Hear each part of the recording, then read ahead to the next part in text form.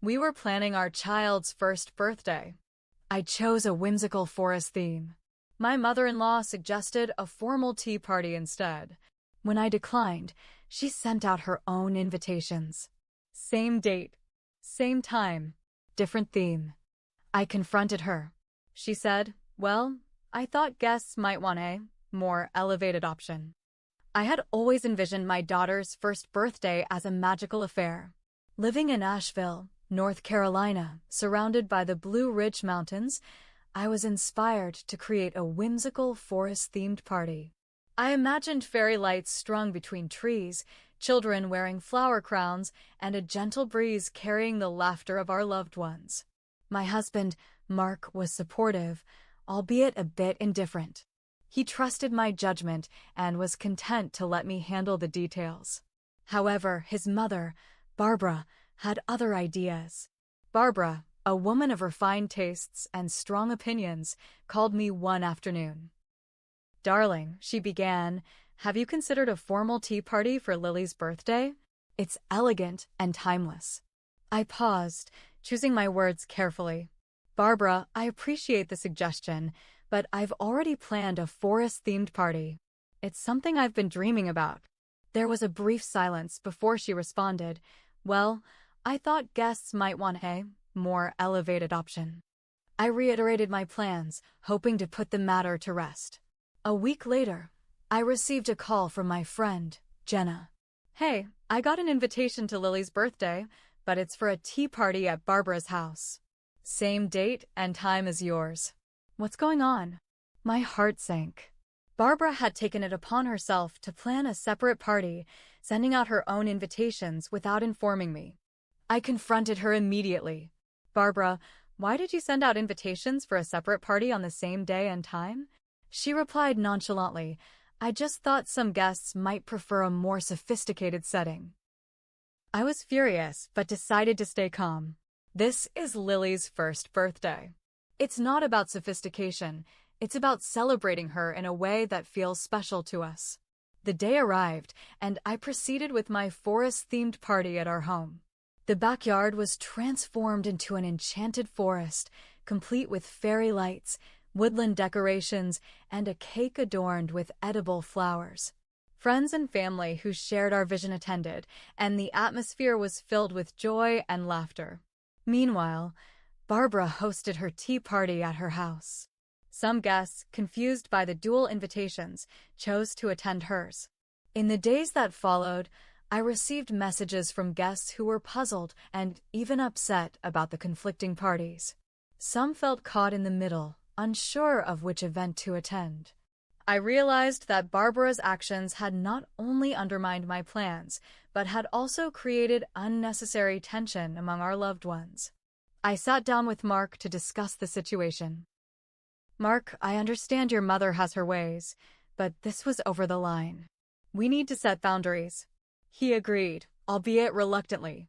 We decided to have a candid conversation with Barbara, expressing our feelings and the importance of respecting our decisions as parents. Barbara was initially defensive, but eventually acknowledged that she had overstepped. We agreed to involve her in future planning, ensuring that her input was considered, but not overriding our choices. Lily's first birthday, despite the drama, was a memorable event. It taught us the importance of communication, setting boundaries, and standing firm in our decisions. I thought things might calm down after the double party drama. I was wrong. A week later, I noticed some weird tension. My phone was quieter than usual. Friends who'd normally text or call hadn't reached out. So I checked Facebook. Barbara had posted a full album titled Lily's Elegant First Birthday, A Day to Remember. She didn't just post pictures from her tea party. She only posted those. No mention of our actual party. But that wasn't the worst part. She tagged nearly every guest. In the caption she wrote, "So proud to give my granddaughter the celebration she truly deserved. Thank you to everyone who chose to be part of a classy, memorable day." I was stunned. She made it look like her party was the real one. Like ours didn't happen. And with that line, "chose to be part of a classy day," she was basically calling my party trash. I started hearing from friends quietly.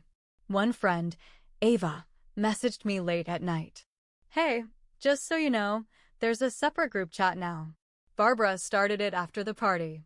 She invited everyone who went to her version of the party. She said she wants to protect Lily from tacky events in the future. I'm sorry. It's really weird. A separate group chat? About my daughter? Like I was some danger to her because I put up fairy lights and let the kids eat cupcakes with their hands?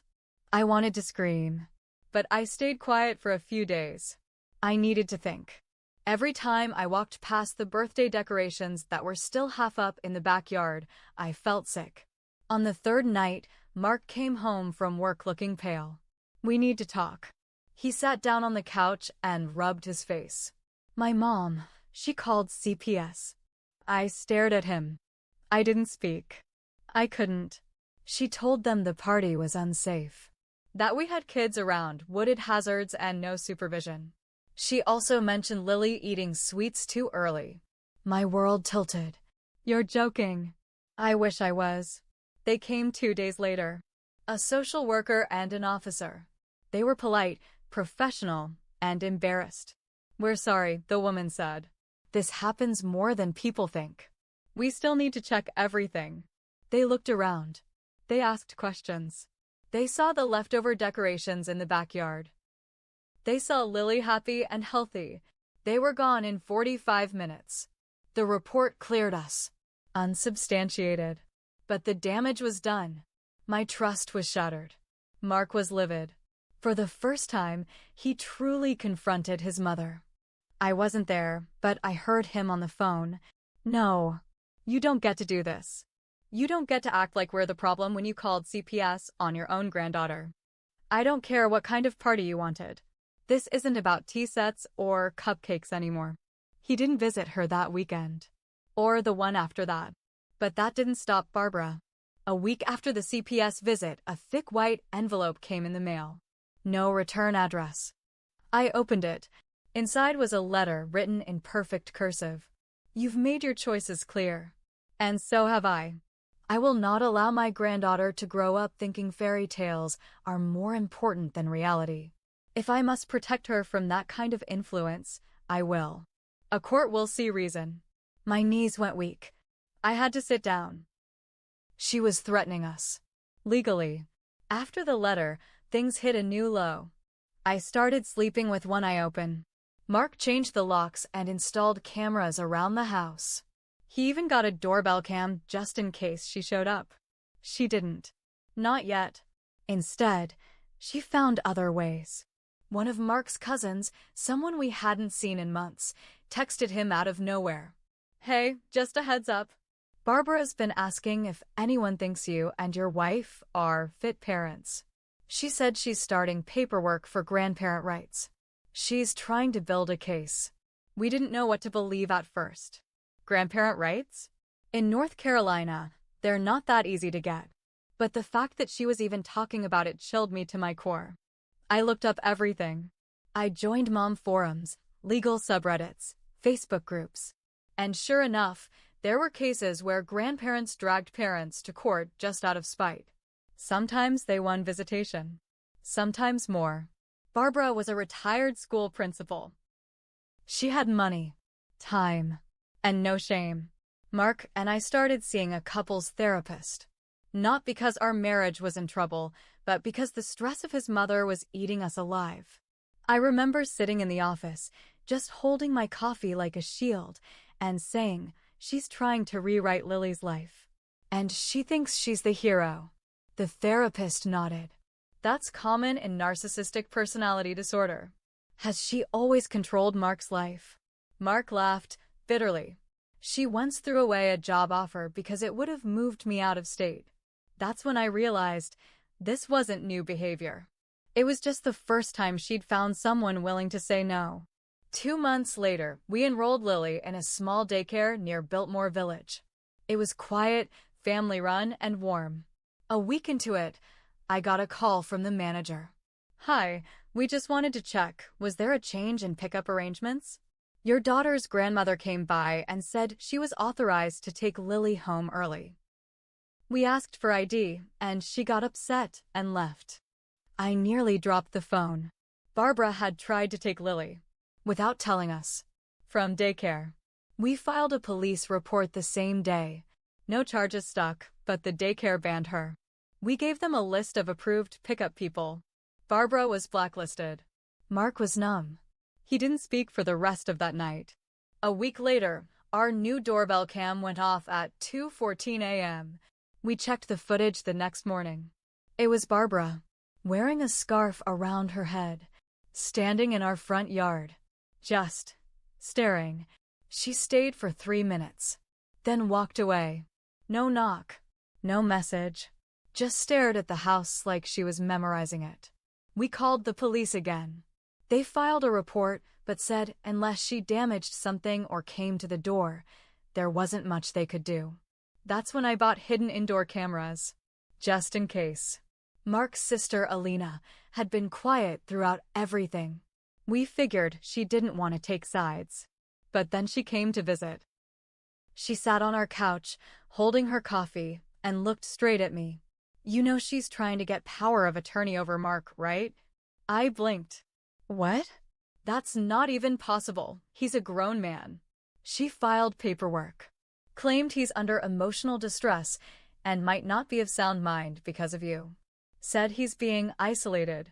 I saw the papers. She's asking the court for a psych evaluation. I laughed.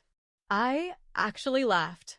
Not because it was funny, but because it felt unreal. Like something from a Netflix series. Barbara was trying to take custody of our daughter, get Mark declared mentally unstable, and cut me out completely. This woman wasn't just toxic. She was dangerous. That night, I didn't sleep. I stayed up reading legal blogs and court forums until the sun came up.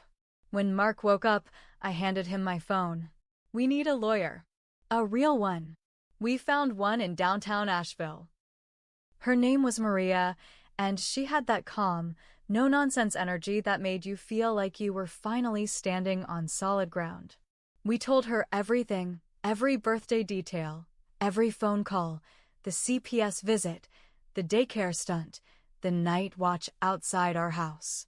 She sat silently, then said, "She's escalating. You're not overreacting. We need to file a restraining order."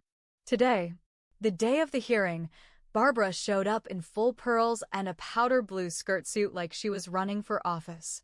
She had brought her own lawyer, some smug guy who looked like he'd walked off a billboard. We weren't allowed to speak directly to her, but I could see the fire in her eyes when she looked at me. Like I had stolen something from her. Like Lily belonged to her. The judge asked questions. We showed evidence, the CPS report, the security footage, the screenshots from social media, even the daycare's written statement. Barbara's lawyer tried to paint us as young, overwhelmed parents and her as a concerned grandmother stepping in during a chaotic time. But the judge saw through it. Restraining order, granted for 2 years. She wasn't allowed within 200 feet of our home, Lily's daycare, or even our car. But it didn't stop there. Her lawyer didn't like losing. So Barbara filed for grandparent visitation rights the next month. Only this time, we had a defense.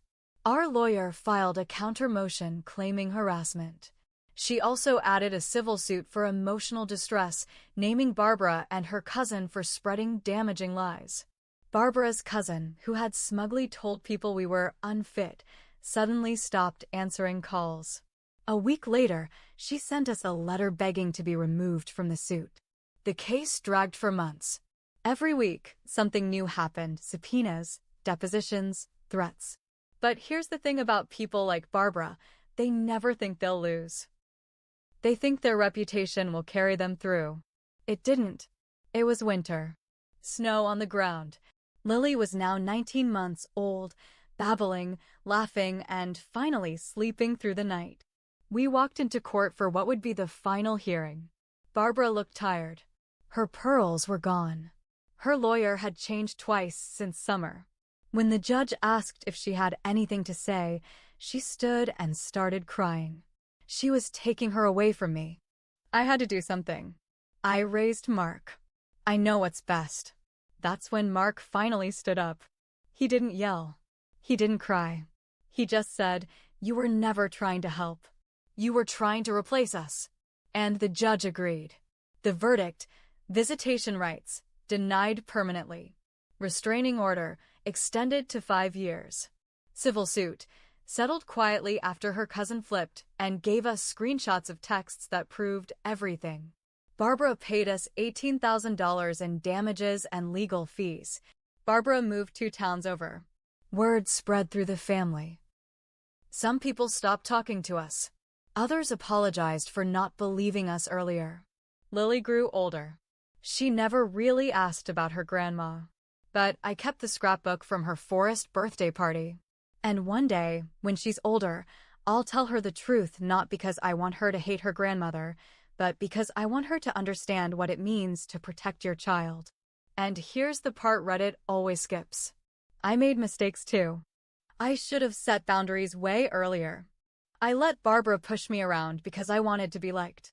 I thought I was keeping the peace, but all I did was give her more room to mess with our lives. I stayed quiet when I should have screamed. I gave her the benefit of the doubt until there was no doubt left. But I learned that silence doesn't keep things calm. It just delays the storm. And when that storm hits, you better be ready to stand.